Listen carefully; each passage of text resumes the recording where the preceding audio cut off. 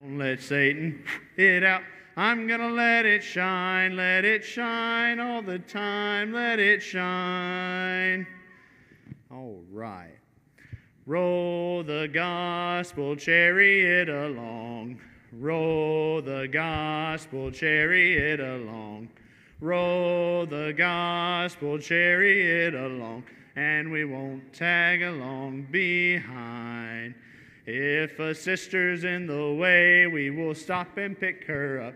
If a sister's in the way, we will stop and pick her up. If a sister's in the way, we will stop and pick her up, and we won't tag along behind.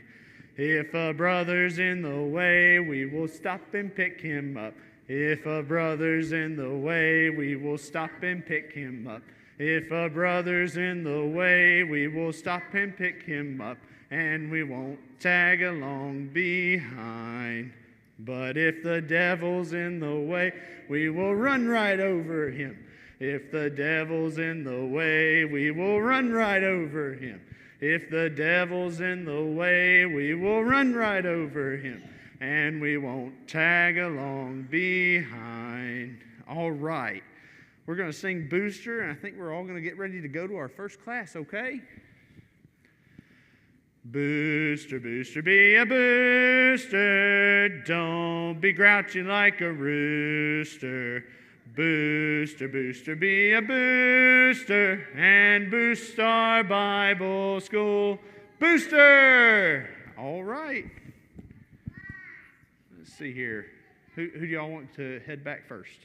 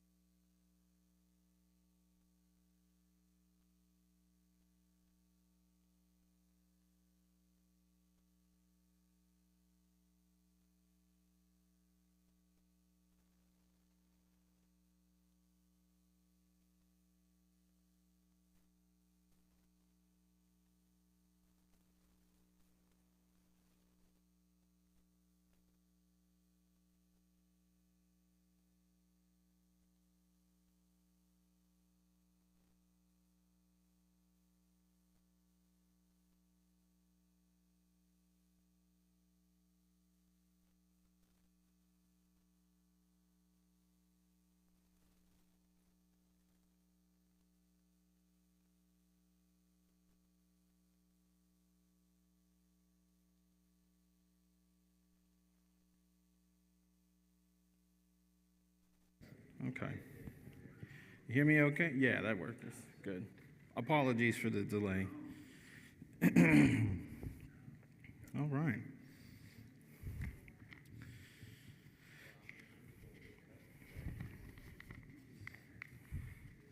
Let's do it this way. Good.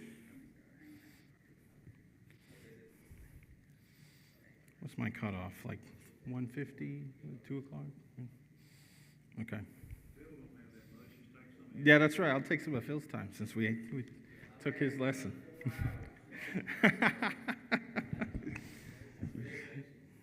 Good deal. All right.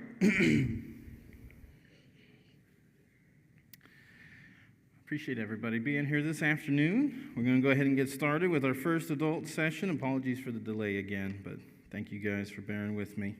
Trying to figure things out with the kiddos. We are talking about Aquila and Priscilla this afternoon, the first session.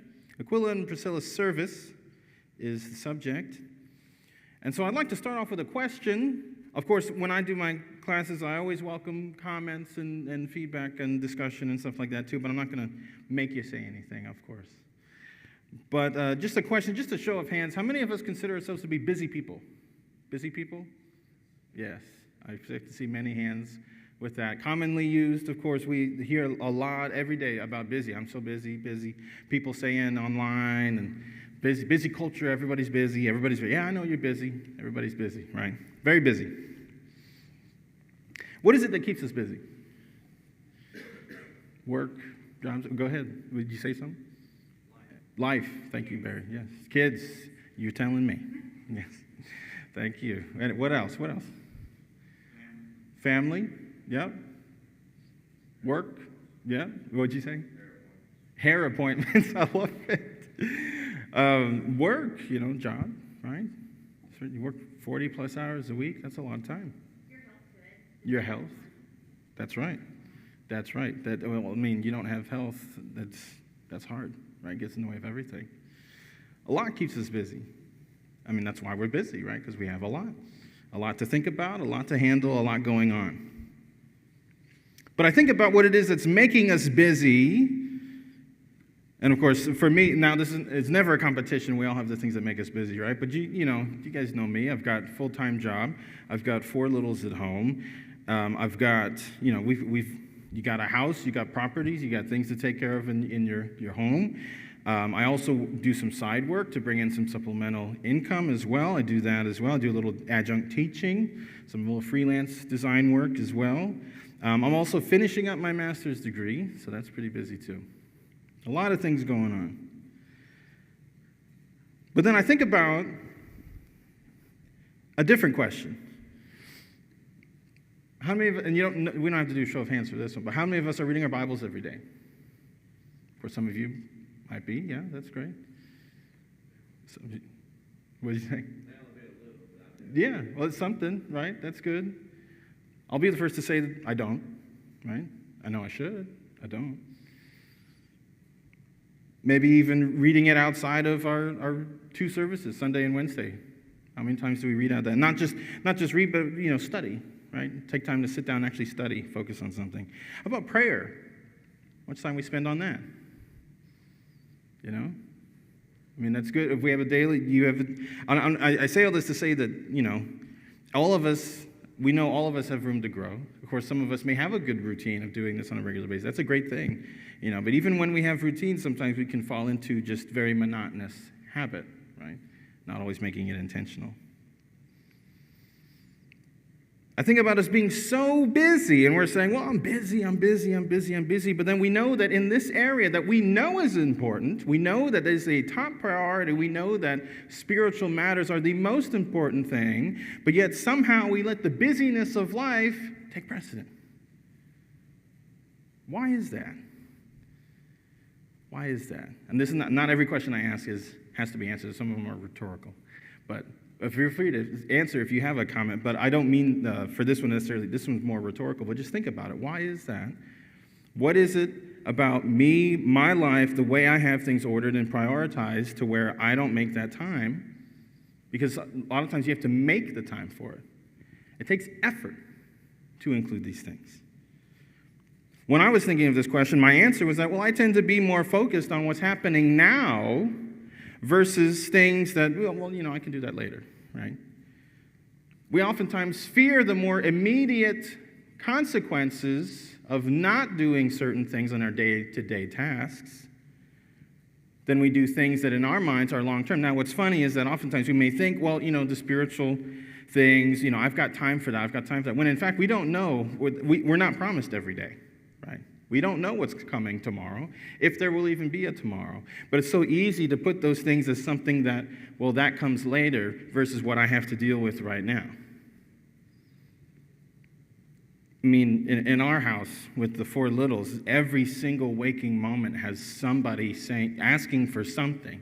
Daddy, can I have this? Mommy, can I get this? Can you refill this? Can you get this for me? I can't reach this. Can you press that, please? Can you get me this thing? Or, oh, Jaden took that. Wesley took this. Always something.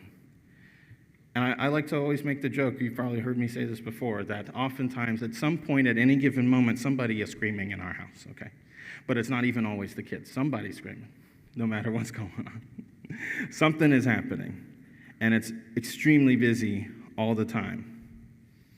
But yet I also think to myself, should that be taking precedent in my mind over the things that I know are more important spiritually?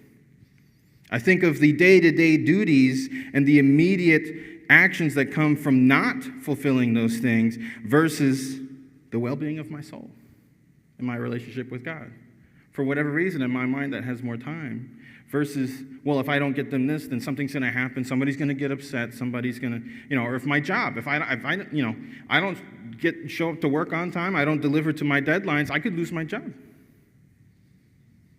If I don't meet the expectations, or if I don't, whatever the thing is, if I'm not there on time, whatever, we could lose something. And that fear of losing that becomes a big deal to us. So therefore, well, I need to make sure I do that. I've committed to this. I need to make sure I show up. I need to make sure I do, Where's my commitment to the Lord every day? And of course, I say this in regards to myself as well as everybody. Jesus tells us, Luke chapter 9, our first scripture we're going to be looking at. Luke chapter 9, beginning in verse 57, Jesus says this. It says, "Now it happened as they journeyed on the road that someone said to him being Jesus, 'Lord, I will follow you wherever you go.' And Jesus said to him, 'Foxes have holes and birds of the air have nests, but the Son of Man has nowhere to lay his head.' Then he said to another person, 'Follow me.' But that man said, 'Lord, let me first go and bury my father.' Jesus said to him, 'Let the dead bury their own dead, but you go and preach the kingdom of God.' And another also said, 'Lord, I will follow you, but let me first go and bid them farewell who are at my house.' But Jesus said to him, 'No one, having put his hand to the plow and looking back, is fit for the kingdom of God.'" Now, is Jesus saying to these people that those things that they cared about don't matter? No, I wouldn't say that he's saying they don't matter, but he's saying, I matter more than those things. Jesus is greater. He says, I'm more important. Following me and pursuing the work of the kingdom is more important than these things that we generally care about. And there's nothing crazy. I mean, burying my father, that's a big deal, right? Going back and saying farewell to my family at my house, that's a big deal. Jesus says, I'm bigger than that. But are we willing to make that happen in our lives? How in the world does this tie into Aquila and Priscilla? All right, let's go ahead and get into that. So, Acts chapter 18 is where we see Aquila and Priscilla, the main text we're coming out of. Acts chapter 18.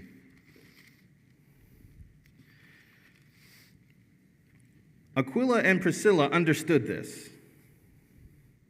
They were fearless and they were not afraid, I should say, to put the Lord's work ahead of their daily task. Whenever I refer to the daily tasks and stuff like that, personally, I like to call it the life stuff, right? The life stuff. They weren't afraid to put the Lord's work ahead of their life stuff. They made themselves available, and they didn't ignore the life stuff. They still had a trade to do. They still had a job, but they didn't put it first in their lives. Acts chapter 18, beginning in verse 1.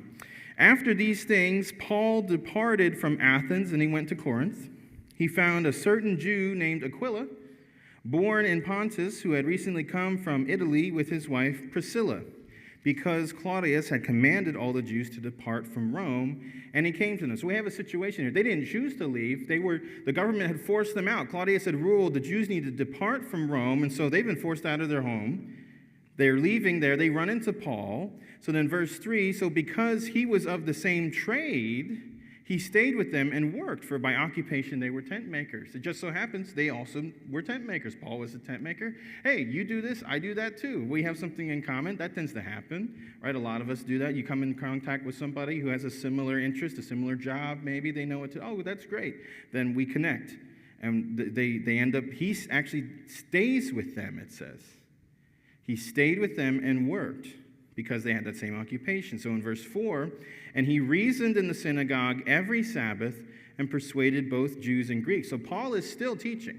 He's still spreading the gospel. He's still preaching to people, but at the same time, he's staying with Aquila and Priscilla, and they're still making tents. Verse 11, if we skip down a little bit, here in the context we see more of Paul's work and what he's doing. And then in verse 11, and he continued there 1 year and 6 months, teaching the word of God among them. 1.5 years, Paul is there. That means that he and Aquila and Priscilla are all together for 1.5 years there. And then we jump down to verse 18 a little bit further and say, okay, so Paul still remained a good while. Then he took leave of the brethren and sailed for Syria, and Priscilla and Aquila were with him. So Paul says, all right, I'm going on to the next place. And they said, we'll come too. We'll go with you. So they take whatever they're doing and they go along with him. He had his hair cut off at Cenchrea, for he had taken a vow. And verse 19, he came to Ephesus and left them there. But he himself entered the synagogue and reasoned with the Jews. So Paul actually leaves Aquila and Priscilla in Ephesus, and then he moves on to go elsewhere. I don't see anywhere in the text that says Aquila and Priscilla were like, well, we can't do this on our own. No, they joined up with him. He's staying with them for 1.5 years. I mean, you guys ever host somebody stays over, guests in your home? I tell you what, we have people come over about a week, and I'm like, all right, we're good. We can go back to our lives, right? I mean, you have family stay with you, and after a certain amount of time, even with family, we're like, okay, guys, we're good now, right? Can we go back to our lives? You can go home, we'll go home, whatever it is, you know what I'm saying? Go back to our normal habits, a state of normalcy. 1.5 years. Think about that. 1.5 years, and then we go on to, oh yeah, we'll go ahead and go with you traveling to Ephesus, and they just go right with him. I'm thinking about all I would have to get order in my life to make something like that happen. And yet they did it. I'm not saying they just dropped everything and left, but I'm saying that they were not afraid to commit to something like that. And if we have time, we have about 2 main points in this lesson. If we get to the second point, we'll see later about how they end up addressing Apollos, an error that he was teaching, and it was because they were there in Ephesus that they were able to address that. But the point is, Aquila and Priscilla were fearless when it came to giving God their time and making themselves available to the Lord's work. Separate question. Why don't we like to work? Now, I say this in the sense of, well, some people like work, some people, but whenever we use the term work, it typically has some sort of a negative connotation on it, right? That you say work and people go, oh, okay. Why is that? And this one I'm open to responses. Why does work typically sound like a negative thing we don't want to do? Obligation? Okay, so we're obligated. So, well, this is something I got to do versus something I want to do, maybe. That kind of, yeah, definitely. What else?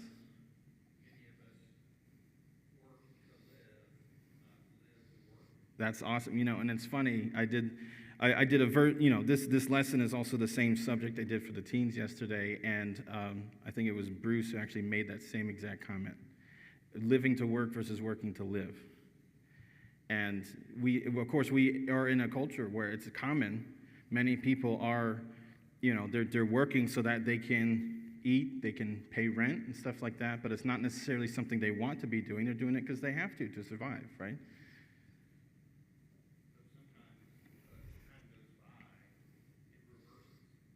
Yes, actually, it can change over time too. You can grow to enjoy something more, and it becomes more about, exactly. And we're actually kind of getting ahead a little bit here, but that's going into the next point, which is, well, then, what is it that, okay, so work is an obligation. It takes effort, right? It takes energy. It takes intentional effort to be like, okay, I have to go do this thing. But then what's the difference? Let's flip it around. Something that you like doing doesn't feel like work, does it? It may take time, and it may take effort and energy, but it doesn't feel like work. What's the difference there? My dad used to always say when we were growing up, if you love what you do, you never work. And I think there's truth to that. If you enjoy what it is that you're doing, it doesn't feel like work. Now, of course, there are things, like what I define as something that I enjoy that doesn't feel like work could be different for somebody else. I'm an artist. I like doing creative things. Some of you guys who are less creative have said things to me like, well, that would be really hard for me to do. That probably wouldn't be much fun, would it? But then again, some of you guys I know like to do hunting and fishing and stuff like that. Not my cup of tea. I would not necessarily consider that a good time, but more power to you. That's cool. There's a difference there. What is the difference? The enjoyment. The level of enjoyment in what we're doing. So then the question is, are we enjoying what we do for the Lord? Or does it feel like work? Because if it feels like work, then maybe that's one of the reasons why it may not take precedent in our minds. And again, I'm saying this out of my own experience, right?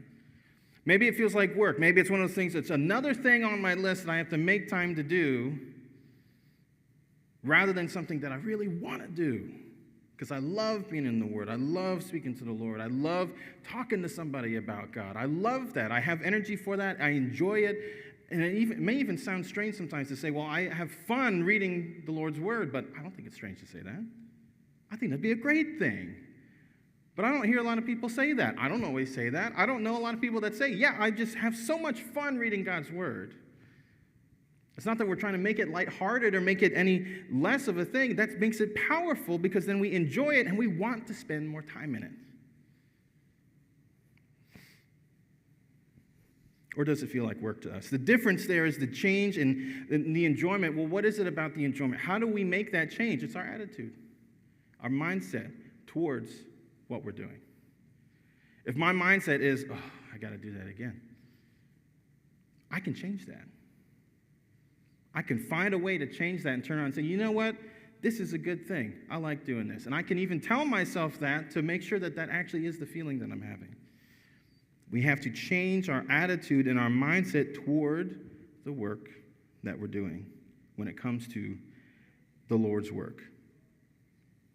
Scriptures about this, because surprisingly interesting, there are plenty of scriptures that have to do with how busy we are and the attitude that we have towards the Lord's work. Luke chapter 10. Luke chapter 10 is one of the first ones that came to mind for me when I was looking at this subject here.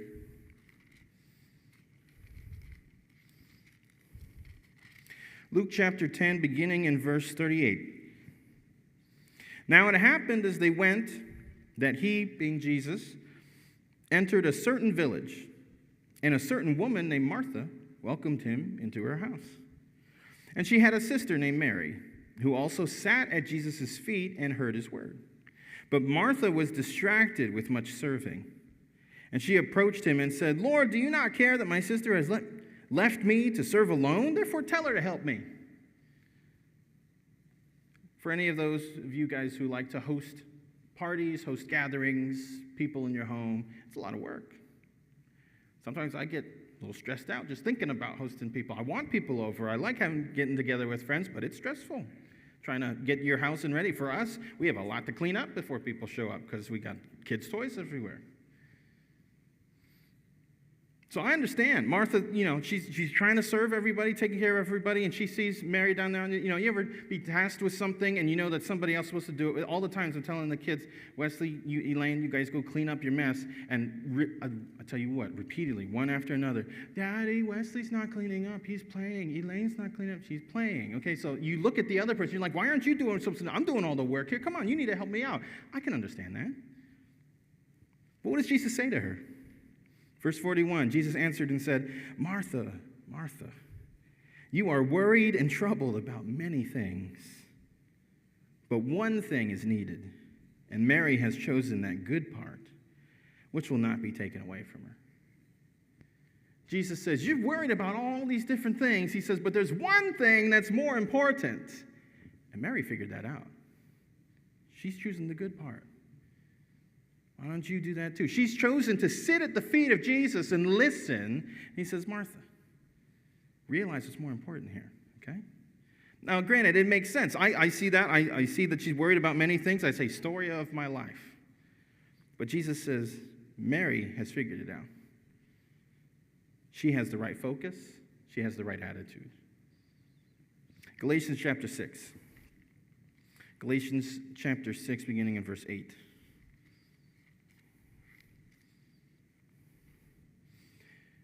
Galatians chapter 6, beginning in verse 8. For he who sows to his flesh will of the flesh reap corruption, but he who sows to the Spirit will of the Spirit reap everlasting life. You reap what you sow, right? We understand that concept. Verse 9, let us not grow weary while doing good, for in due season we shall reap if we do not lose heart. It says it takes effort. You got to keep going. Don't grow weary in the doing good. Sure, it can be tiresome. It takes effort. It takes work, but we got to keep working towards it if we want to reap. He says, for in due season we shall reap if we do not lose heart. Don't give up. Keep pushing forward. Verse 10, therefore, as we have opportunity, let us do good to all, especially to those who are of the household of faith. As we have opportunity. My dad always said that success comes when preparation meets opportunity. Are you prepared to seize opportunities, or are you instead so busy that you miss them? Has that ever happened to you? Have you ever been so busy that you've missed an opportunity? I know I have. We can't be ready to take on opportunities if we are distracted with all these other worldly things. Colossians chapter 3. Colossians chapter 3, we're going to read verse 23 first, and then we'll look at the context here. Colossians chapter 3, beginning in verse 23, it says, and whatever you do, do it heartily, as to the Lord and not to men. All right, so whatever it is that you're doing, do it with passion, do it with vigor and zeal, do it with energy, as if you're doing it to the Lord, not for other men, but to God. Well, that should be a motivating factor, right? That should be quite a bit, as far as, oh, well, I really want to please the Lord with this. That should be a big deal. But what is it that we're talking about in the context here? Whatever you do, do it heartily. Okay, well, what is it that we're doing? Back up a little bit. Verse 18. Wives, submit to your husbands, as is fitting in the Lord.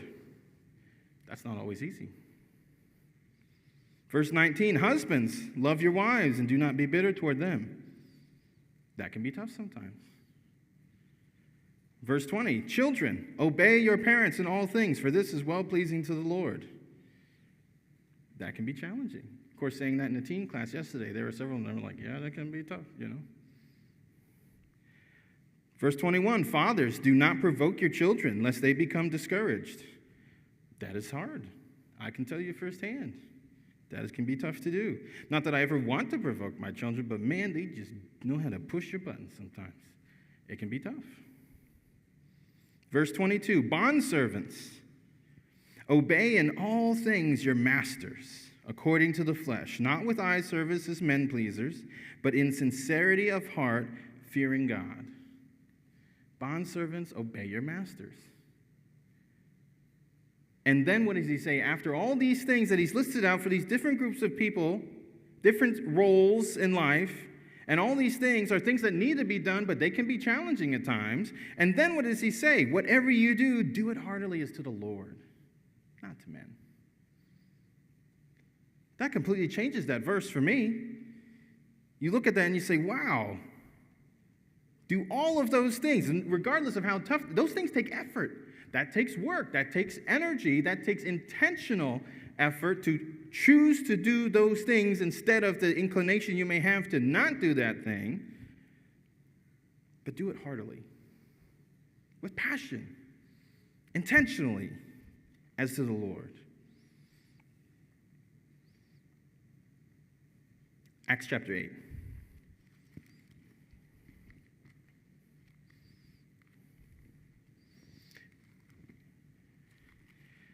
Acts chapter 8, beginning in verse 26. Taking me a second here. Here we go. Acts chapter 8, beginning in 26. Now an angel of the Lord spoke to Philip, saying, "Arise and go toward the south along the road which goes down from Jerusalem to Gaza." And this is desert.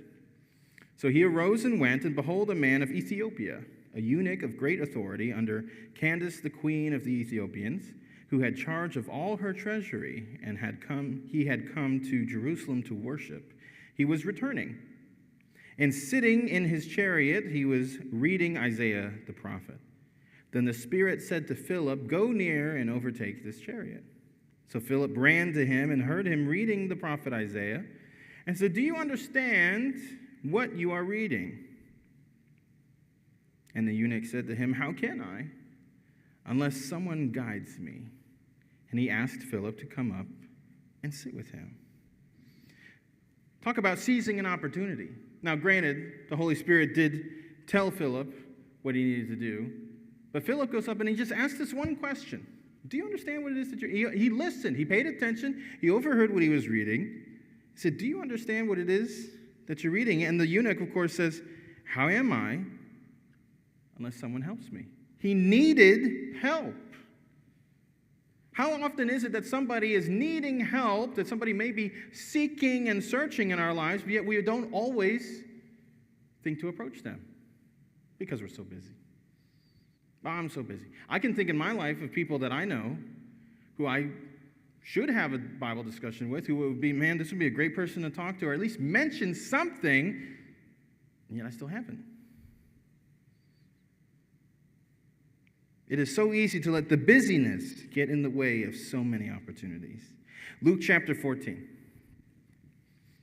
Let's look at another one. Luke chapter 14. We're going to begin in verse 16.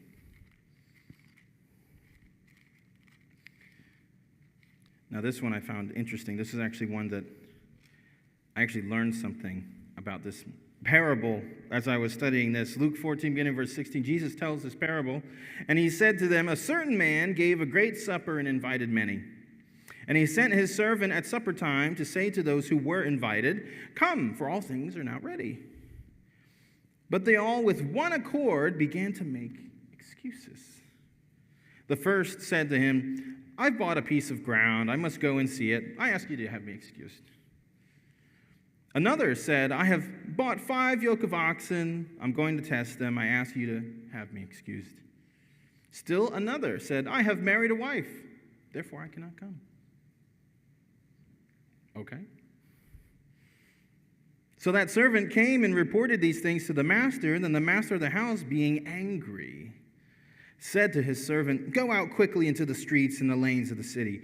Bring in here the poor and the maimed and the lame and the blind.' And the servant said, 'Master, it is done, as you have commanded, and still there is room.' Then the master said to the servant, 'Go out into the highway and hedges, and compel them to come in, that my house may be filled. For I say to you that none of those men who were invited shall taste my supper.'" When I was studying this, for the first time I realized that the people, now I don't know why I always read this, you guys probably figured this out already, but whenever I would read this parable, I always read it as he was having a supper and he told people and went out and announced, it's time for the supper. Now, I guess it didn't ever really hit me that they were invited previously already. They had already been invited to this party. They already got the invitation. We get the invitations, we RSVP and everything, and then we go to the party later. So they get the invitation, they had already been invited, and then when it's time, at that moment, when they're like, no, I can't go. At the last minute. Ever had somebody cancel on you at the last minute? I mean, sure, there's emergencies, right? There's life emergencies, But there are people who you start to notice that maybe that's a little bit of a habitual thing. And you're like, dude, do you want to hang out or not? Because, if you keep canceling, then it's not going to work, right? And the excuses are, the best way I can describe excuses are pretty lame. I bought a piece of ground, I got to go see it. Dude, you haven't seen that yet, and you bought it already? You can't see that later? I got married, I can't come. You can't bring your wife with you or whatever? Are you saying, like, she rules the roost? Like, come on, dude. Like, why would that hold you back from coming? I bought these oxen. I got to go test them out. I'm like, you can't test the oxen later? But it's interesting to me, the master's response is, you know what? Okay, I get that he's frustrated, and he says, let's go ahead and invite all the people who I know will appreciate being here. Let's bring in the poor, the blind, the maimed, the people who I know will be grateful for this. And even then he had room. So he says, all right, let's just bring in as many people as we can at that point. But even then at the end, I say to you that none of those men who were invited shall taste my supper. How often are we making excuses to not make time for things? Things that we know are important. Things that we are welcome to do. Things that we have even committed to do by choosing to put on Christ and follow him. And yet we find ourselves making excuses. I'm too busy. I got this thing I got to do. I got to do this. I got to do this. We choose between this, reading my Bible, this other thing, praying today. How oftentimes do we let the other thing take precedent? Just something I like to think about. Got a few more minutes before we wrap up here. Let's look at a couple more scriptures as we bring this point home. 2 Thessalonians chapter 3.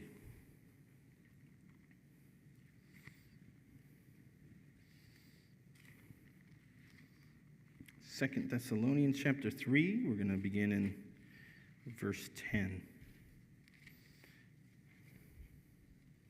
Thessalonians 3, verse 10. For even when we were with you, we commanded you this: if anyone will not work, neither shall he eat. We're familiar with this verse, right? If you won't work, you got to eat. We use this a lot in talking about how we got to work. We got to, be willing to put in the effort to take care of ourselves and pay our bills and everything. So then verse 11, for we hear that there are some who walk among you in a disorderly manner, not working at all, but are busybodies. Some translations may say that differently, but busybodies. Now, hold on a second. We're saying that these people aren't working at all, but yet they're still busybodies. How does that make sense? Does that sound familiar? I feel like I see this a lot today. You know what? I see some heads nodding. You know what I'm talking about? People are busy, but are they really busy? You know what I'm saying?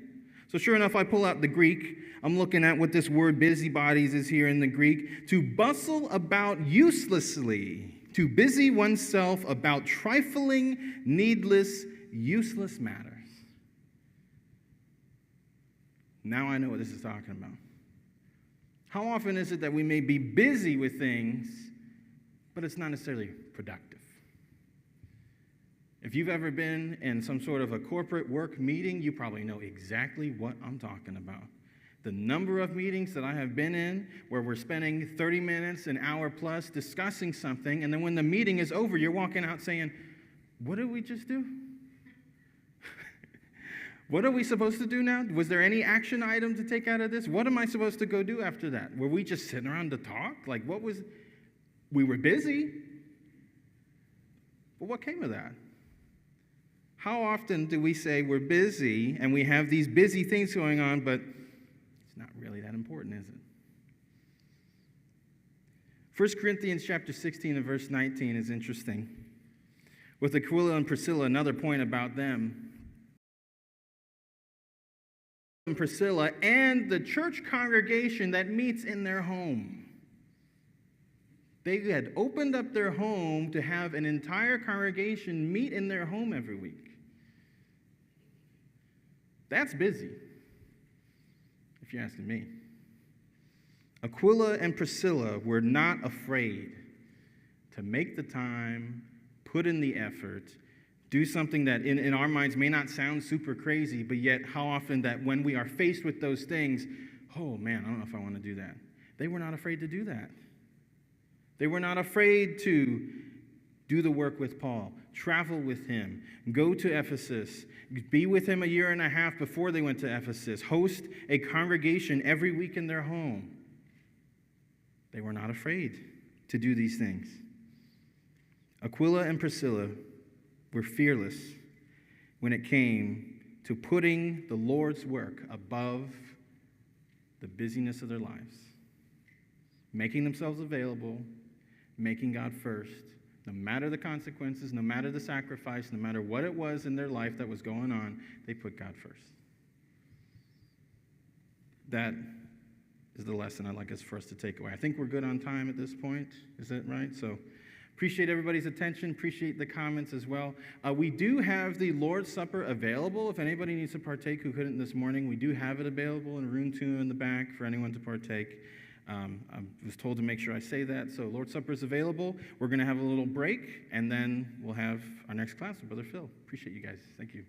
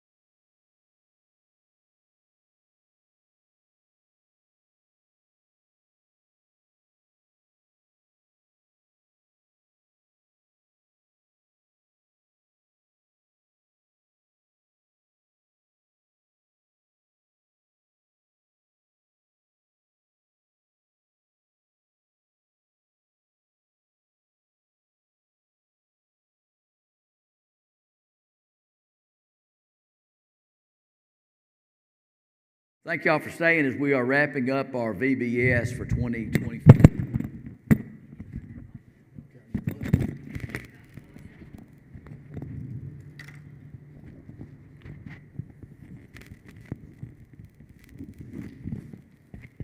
Go. Is that better? Is that too loud?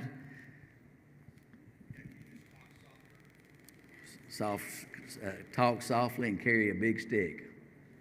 All right.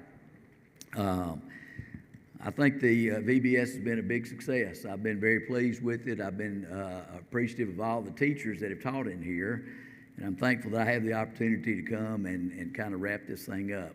I did want to show you the book. They had a lectureship several years ago at the School of Preaching on Paul, and that is how much material they had. And I was telling some of the other ones that I went through some of the different lectures that are in here, and I found stuff within the book of Acts that they didn't even include. They have to keep their manuscripts to a certain length, and so it's kind of hard sometimes. But I mean, this is how much material, and obviously most of the guys that have been preceded me have stepped all over my material. Betty, can you believe that they'd do that? I mean, I had all this stuff lined up, and then they get up there and start talking about it, and I have to draw a line through that, and have to draw a line through that. And so I'm kind of limited now as to the material that I have. I think I'm down to just several hours, you know. So, and I know I better not see anybody try to sneak out of here. Lock those doors back there, by the way. Look, she's locking them. Okay, very good. My subject, obviously, is going to be the Apostle Paul, and I want to make this kind of an interactive thing. If there is any questions or comments, please ask them, or please state a comment if you have one. I certainly appreciate any comments that anybody makes. Sometimes there's thoughts that I may not have that you have, and I certainly am appreciative of anything that can be said. Before we begin, I'm going to ask Greg to lead our prayer as we close this out. And I'm not sure, did we ever decide about the invitation, and is Bruce going to do that at the end? Bruce will handle that. Okay, so we'll go till about quarter till, and then we'll bring the kids in here and we'll wrap it up. Greg, if you would lead our prayer for us.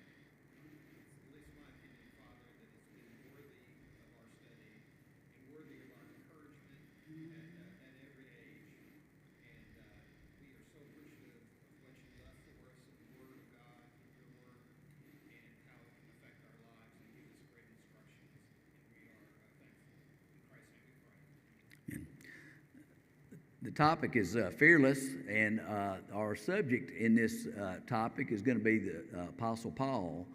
And before we get started, I just want to talk about somebody that was fearless. What does it mean to be fearless? What about us? You know, Bruce preached a great lesson today on fear. And, you know, he hit a lot of those things that are me. I can remember when I became a Christian at Berkeley, and we had a guy at Berkeley named John Matthews, okay? He was the guy that went around getting people to do stuff, okay? And when you became a Christian, generally your first duty was to say a prayer in the room in the back for the Lord's Supper on Sunday night. So he said, we want you to say the prayer. I was going to work with my cousin, and he said, your cousin will do prayer 1 and prayer 3, and he'll get somebody to lead the closing prayer, so all you have to do is lead the second prayer. And so I was just terrified, okay? And so my cousin said, don't worry about it. I'm going to write the whole thing out. And he had this great plan. He said, here's what we're going to do. We're going to be standing behind a table, and he said, as soon as we go up there, I'll take the paper out of my pocket and I'll hold it in my hand, okay?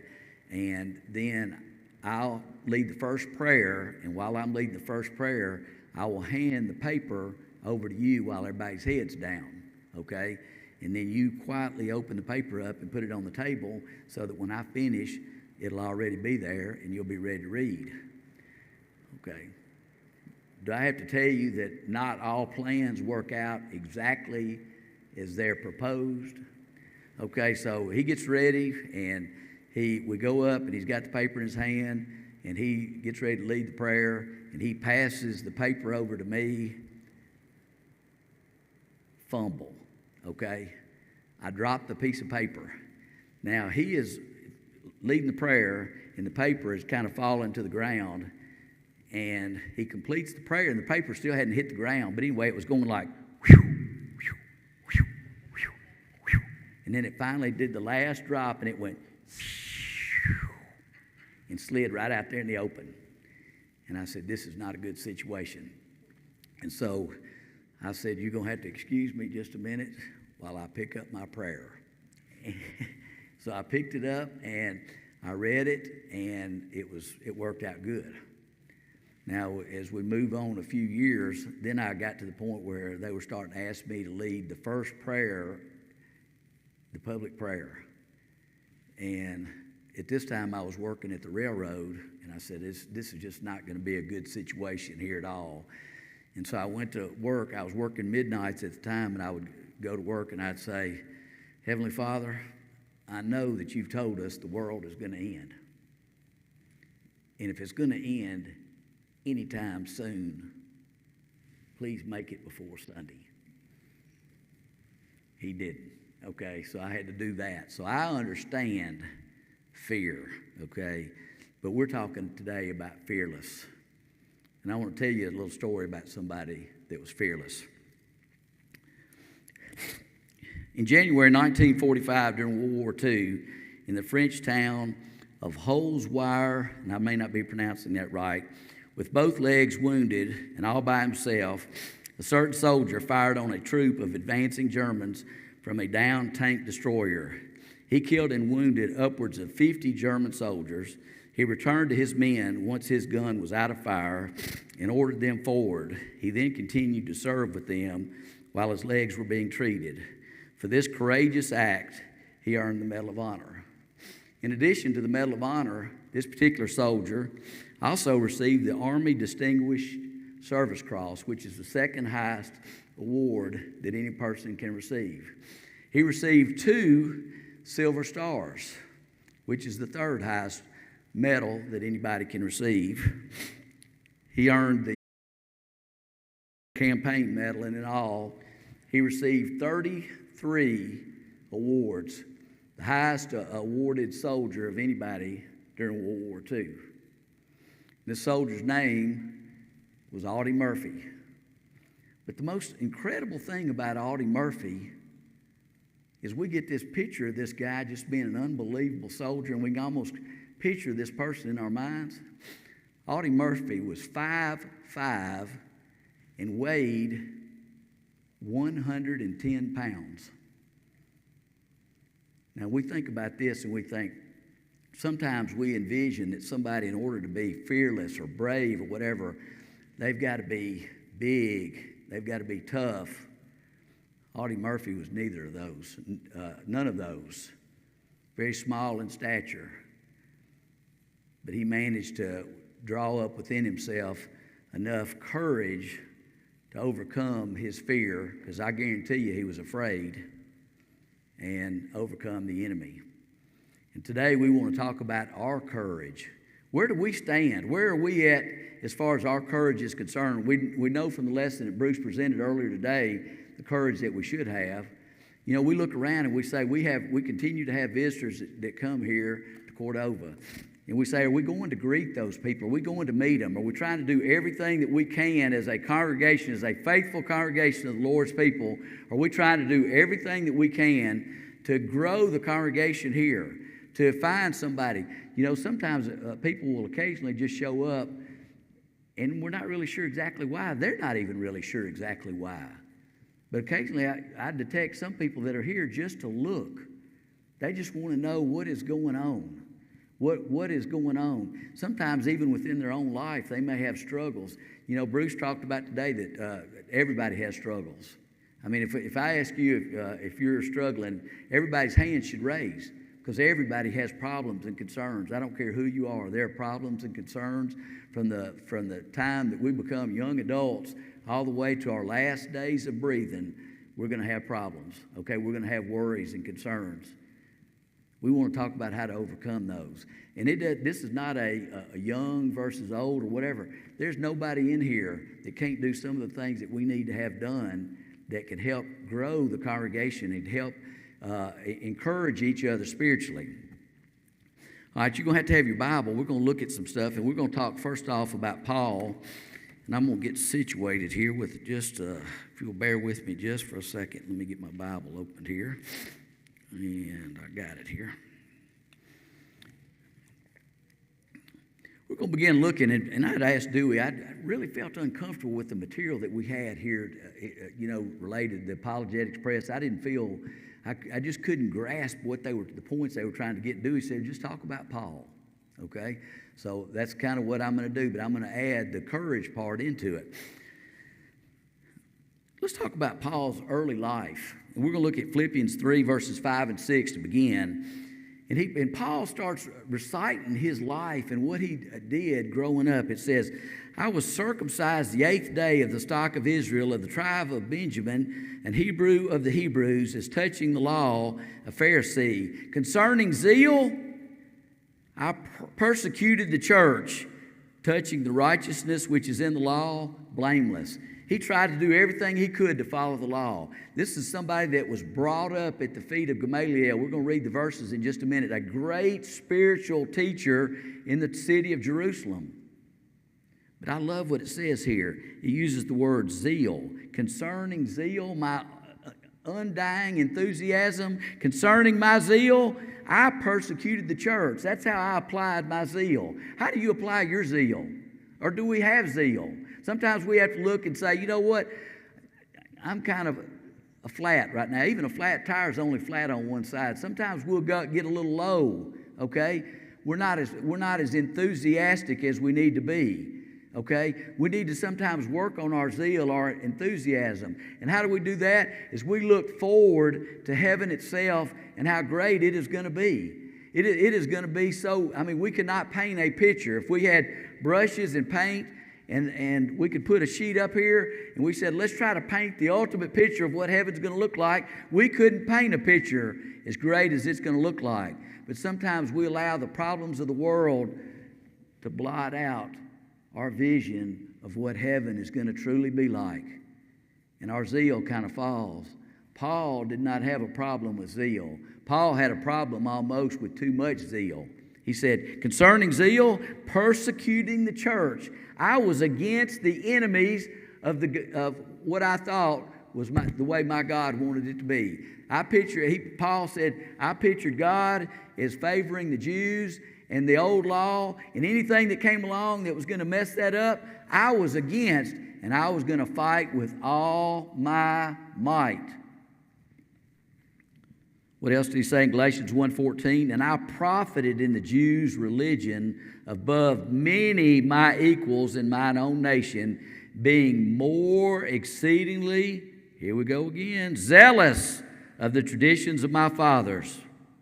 Oh, I was zealous of the traditions of my fathers. In Acts 22 and verse 3, he continues and he says, I am verily a man which am a Jew, born in Tarsus. Where's Tarsus? If we can kind of picture Jerusalem in Israel, and we go up and we go around the curve of the Mediterranean Sea, maybe about 1 inch around, Tarsus is right there in the country of now what is considered Turkey, okay? And that's where he was from, okay? He said, born in Tarsus, a city in Cilicia, yet brought up in this city at the feet of Gamaliel, and taught according to the perfect manner of the law of the fathers, here we go again, and was zealous toward God as ye all are this day. I grew up in Tarsus. But I ended up getting educated in Jerusalem. I came back to Jerusalem. And you know what? The Bible doesn't really make a clear picture of what happened with his parents. Did they come with him and follow him to Jerusalem? Or did they stay in Tarsus and send him? We're not really sure. All we know is that he sat at the feet of Gamaliel, the great scholar, who also shows up at another place in the Bible in addition to this, which we may look at here in just a second. But you know, one of the things that I was fascinated at when I was studying this particular point is it talks about him sitting at the feet of Gamaliel, and all those years of his teaching, he became highly enthusiastic about what he was trying to do. And he was enthusiastic about the old law.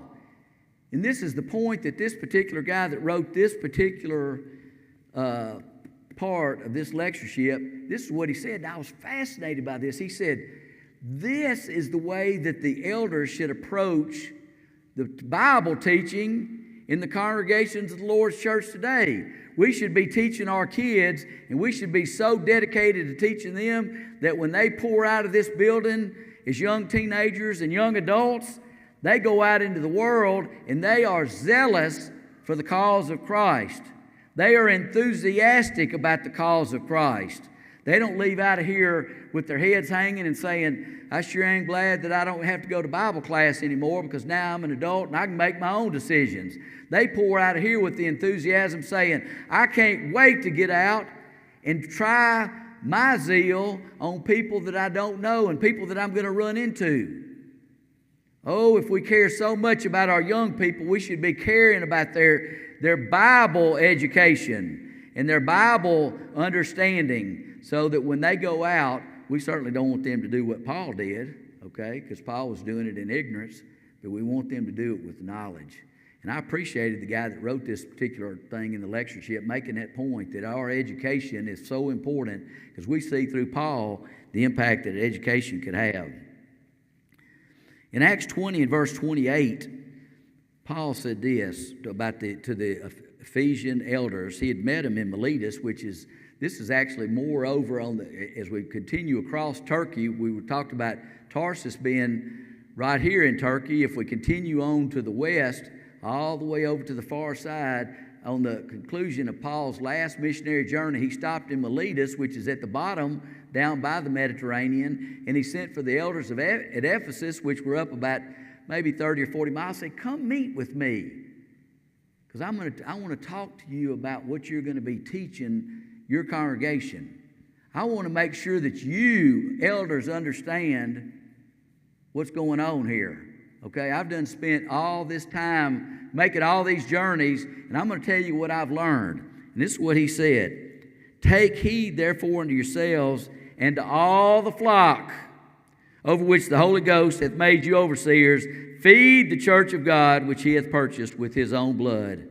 Make sure that they're fed. Make sure that they're fed. Make sure that they're fed. We talked about Gamaliel. I want to mention him just briefly. He shows up in chapter 5, and there's a discussion about Peter and the apostles have been arrested, and the people conspire to want to kill them. The word kill, by the way, shows up 9 times in the book of Acts, okay? And none of them are in a favorable circumstance. You definitely don't want to have your name tied in the same sentence with the word kill, okay? But we see the chief priest and all the leaders come together, and they're deciding whether they want to kill Peter and the apostles. And a man of reason shows up in this discussion in Acts chapter 5 named Gamaliel. And this is what he reminds them of. He said, look, we've seen this kind of activity before. There was a guy, I think his name was Theudas or something. I can't remember exactly. I'm not sure I'm pronouncing his name right. But he said, you remember there was this guy that did this, and he had this big collection of people, and he died, and the movement kind of died with him. And he says, if Peter and the apostles are from God, there's nothing you can do to stop them. And if they're not from God, there's nothing they can do to keep this thing going. So I don't think you really have to worry about killing them. This thing will work itself out on its own Because if they are from God, we certainly don't want to be on that side of it. This guy was a man of reason, and it's going to show up later in Paul's life as he develops his skill as far as teaching and so forth. He's going to show reason later on in his life. All right, so I just want to throw that in. That was free, okay? Let's talk about Paul's persecution. Okay, what he did is, and before I do that, I want to read John 16:2. Jesus had prophesied, or Jesus had told them this was coming.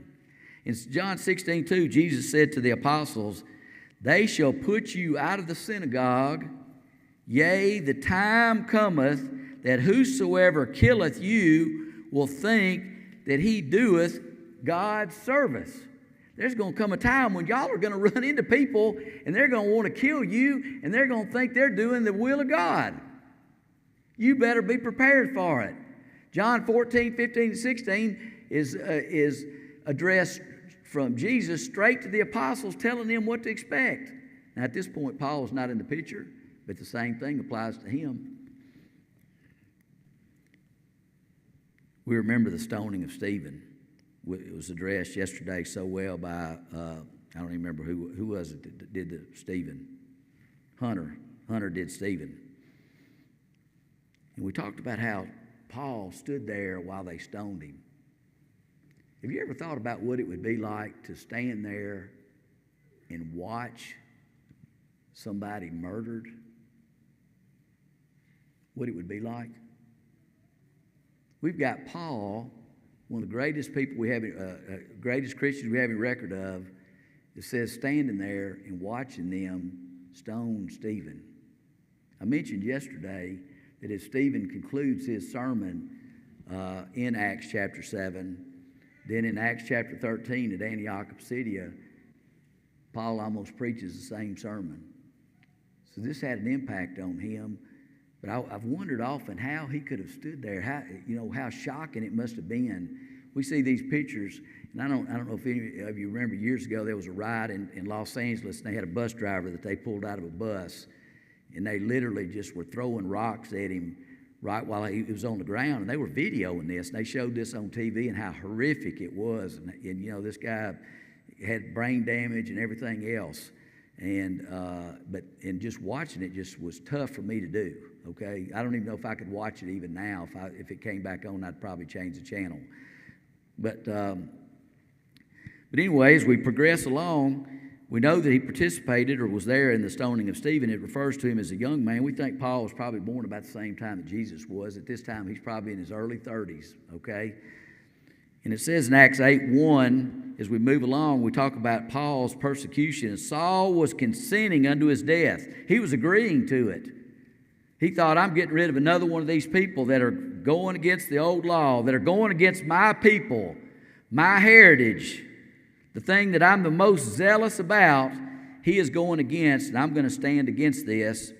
Saul was consenting unto his death, and at that time there was a great persecution against the church which was at Jerusalem. What if we read this and said there was a great persecution against the church which was at Cordova? Where would we be? Are we strong enough and tough enough and ready enough? Because I tell you what, some of us may be gone. I don't know exactly when the tide seems to be turning. The tide seems to be turning right now. In the anti-church, anti-biblical, following the Bible days seem to be in the rear view mirror. And we seem to be moving further away from it. And it says here, at the time there was great persecution against the church which was at Jerusalem. They were all scattered abroad throughout the regions of Judea and Samaria except the apostles. And devout men carried Stephen to his burial and made great lamentation over him. As for Saul, what did he do?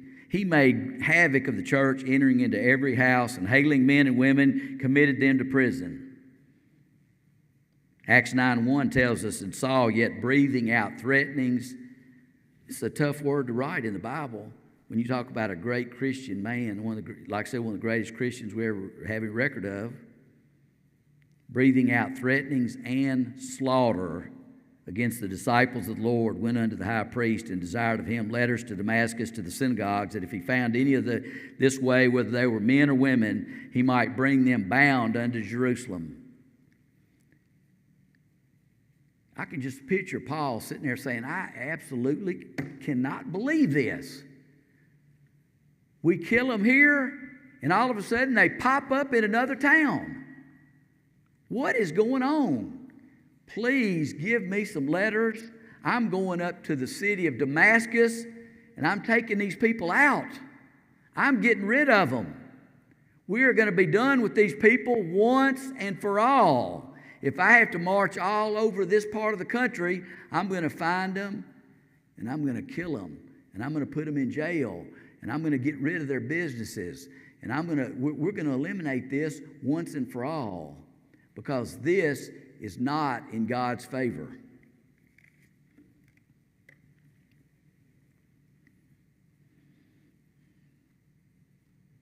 Acts 22, verse 4, when Paul is recounting his own conversion, this is what he said. And I persecuted this way unto the death, binding and delivering into prisons both men and women. In Acts 26, another one of his conversion stories here. Okay, there's 3 different chapters where his conversion actually shows up, and Acts 26 is the last one. He said, I verily thought with myself that I ought to do many things contrary to the name of Jesus of Nazareth, which thing I also did in Jerusalem. And many of the saints did I shut up in prison, having received authority from the chief priest. And when they were put, they. Remember, we saw Paul. We've already seen his death. It says, and when they were put to death, I gave my voice against them. We just used the word earlier 3 times. This is what you call zealous right here. This is what you call zealous. This is zealous right here.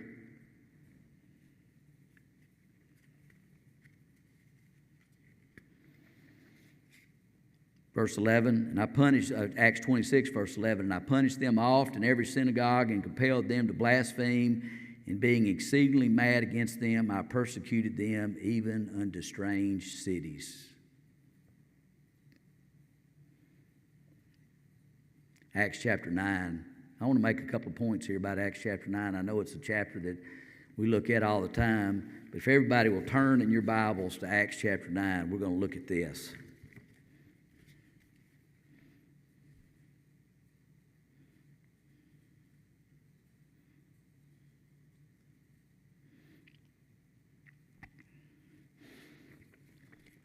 We're going to skip through some of the early parts of the chapter here. We're going to get down to verse 4, where Saul has heard the voice, and it says he fell and he heard a voice saying, Saul, Saul, why persecutest thou me?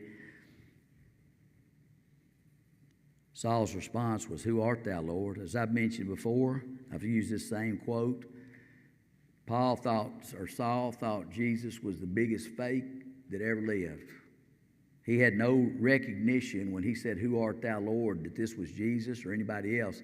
But one thing he knew, okay, you may be the biggest atheist in the history of the world, but if you heard a voice call out of the heavens and it boomed down on you, you might not recognize it as the God, but you would recognize it as what? A God. You would say that is something up there. It's not maybe the God that all the people in the earth talk about, but this is something up here, and I'm not sure what it is, but it's something. Who art thou, Lord? He didn't know that it was Jesus. Jesus had to identify himself. I'm Jesus whom thou persecutest. It's hard to kick against the pricks. Have you really concentrated a lot on verse 6 of chapter 9? I want everybody to look at this verse. I want everybody to put your eyes right on it, because this is so important. Once he heard who it was he's dealing with, what did he say? Lord, what will thou have me to do? If everybody in this room today had that attitude, the fearless attitude, you got to recognize at this point, Paul may be seeing his life change in the blink of an eye. Paul had it going on. Paul was so important in the city of Jerusalem. He had power. He had prestige. He probably had some wealth. He had is my little crew that I'd run with. When I referee and umpire, we say he's got it going on. Paul had it going on. He's about to see he's got it going on change right before his eyes. Lord, what would you have me to do? Have you ever asked that? Lord, what would you have me to do? We see in Matthew chapter 25, in the great judgment scene, it says, I was hungry, and what did you do? You fed me. Okay? They say, well, hold on, we didn't recognize that was you, Jesus. When you do it to the least of these, who are you doing it to? You're doing it unto me. That's what Jesus said. When everybody that is a faithful Christian starts asking, Lord, what would you have me to do? We don't have to worry about the growth of the church. We'll be expanding out into the grass out here. The building will be growing. We'll have people standing around the walls, because if we have people doing what the Lord wants them to do, and I speak, this thing is a boomerang coming right back at Phil Carver, okay? This is spoken to you, but it also applies to me. It applies to the elders. It applies to the new preacher we're going to have. It applies to our young people. It applies to everybody. Lord, what would you have me to do? What would you have me to do? When we reach the point where we're willing to get up every day and say, Lord, what would you have me to do today? We're not going to get any direct revelation. It didn't happen. If you're going to wait for the God to speak to you from heaven on high, it's not going to happen. But the revelation comes through the Word, and it tells us exactly what we need to be doing. Go teach. Don't get any more simpler than that. One verb, I don't even know what the word teach is. What is teach? A noun? Or I don't even know what it is. Maybe it's a verb. Maybe they're both verbs. Are they both verbs? Shows action. You can tell what part I didn't pay attention during that particular week in class. Lord, what would you have me to do? Let's look at a couple other verses here. He's told here, go into the city, and there it's going to be told thee what thou must do. Where do we see that? Acts 22 and verse 10, it says this right here. A lot of times we can read this in Acts chapter 9. Let's read it and look what it says here. It says here, arise in verse 6. It says, rise and go into the city, and it shall be told thee what thou must do.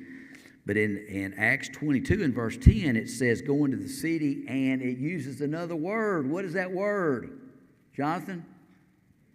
T-H-E-R-E. Go into the city, and there it will be told thee what thou must do.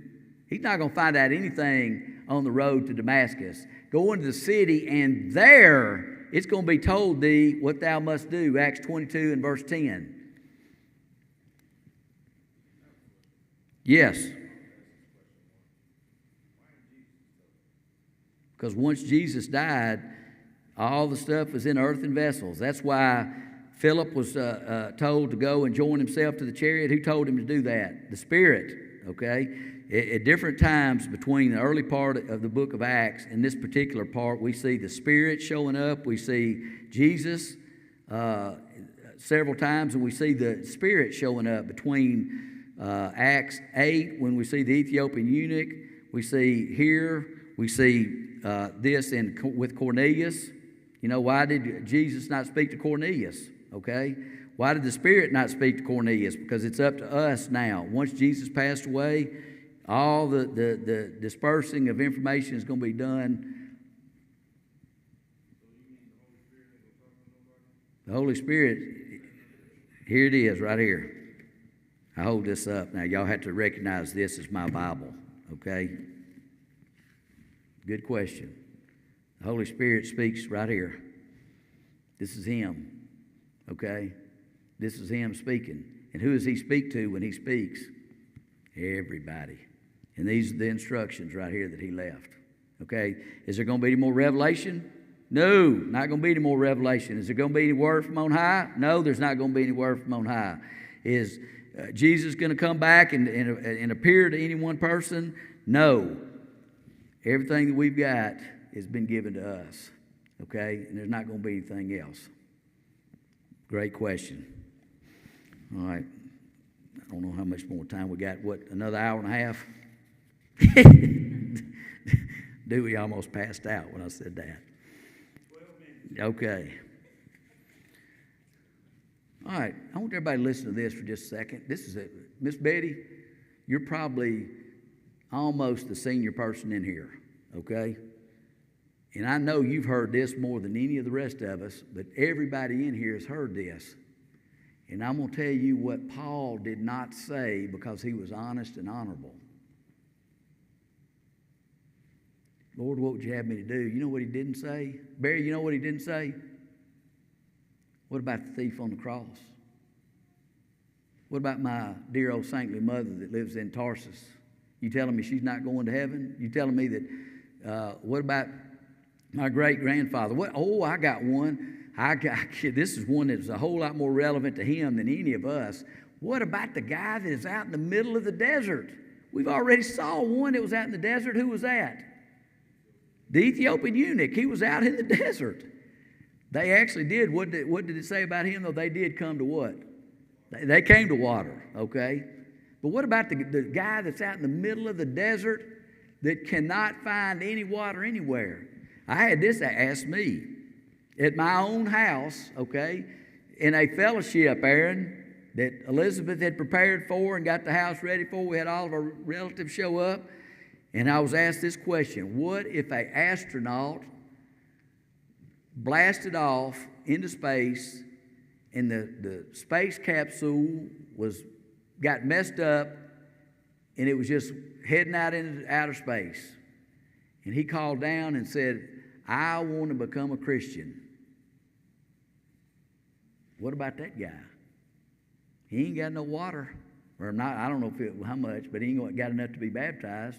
What about him? You know why Paul did not say any of those questions? And he was a whole lot closer to the thief than we were. He was probably a few years away from the thief.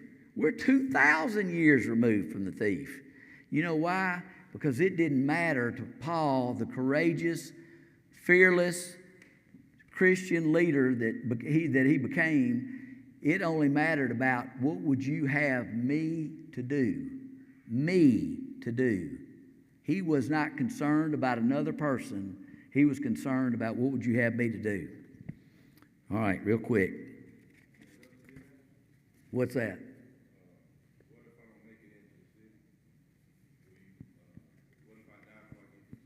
What if I die before I get to the city? He didn't ask that. He did not ask that.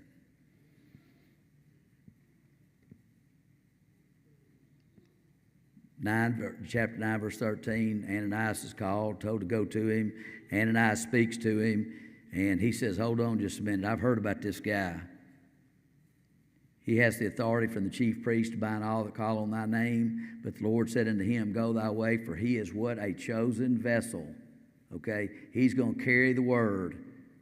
There's not going to be any more revelations. There's not going to be anybody speak to anybody on what they've got to do. You're going to be the one to tell them. He's going to carry my name before the Gentiles and kings and the children of Israel, for I am going to show him the great things he must suffer for my name's sake.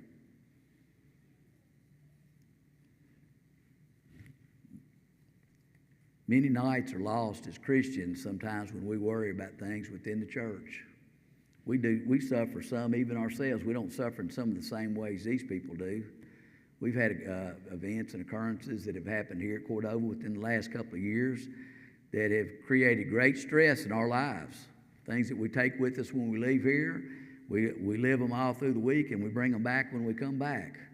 But Paul had a lot of things that he had to deal with, okay? And the courage that he showed, and I'm going to wrap this up here. How long did you say I had, Dewey? 2 more minutes, okay? I'm going to wrap this up by going to 2 Corinthians chapter 11, and I'm going to make just a couple of comments about this, and the lesson will be yours. I apologize for not being able to get through, okay?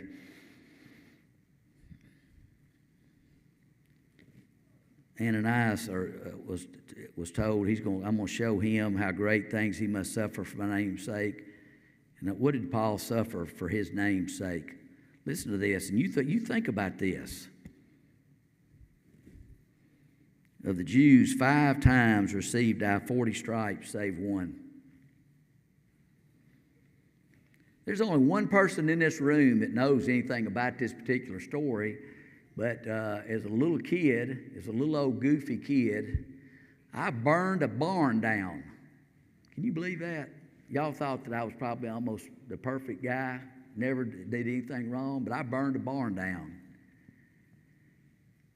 And when I tell you, I don't know how many, if I got 40 save one or if they even counted them, but I got struck, okay? And I'm talking about a serious, I'm talking about your major league whippings, okay? That I carried the scars for a while. But you know what was remarkable about that? Dewey, you know what was remarkable about that? But what was remarkable is you know what? I only burned one barn down. You don't burn another one down, okay?